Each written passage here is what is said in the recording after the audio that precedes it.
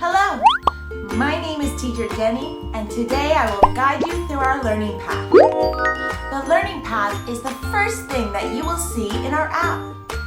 You can see the unit your child is currently in at the top, and the subunit is on the left-hand side. We currently have 3 levels.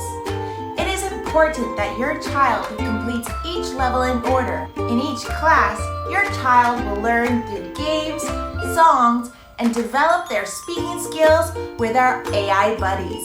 You can even check out the curriculum for each level by going to the Parents Dashboard.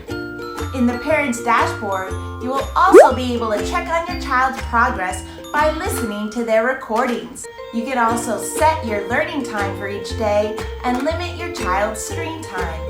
When your child's screen time is up, the screen will automatically lock. In case you have any questions, you can contact us anytime using the chat box. It's located in the top left icon of the Learning Path dashboard. That is all about our learning path. You can also find more information about our curriculum on our website or contact us at any time. Bye-bye!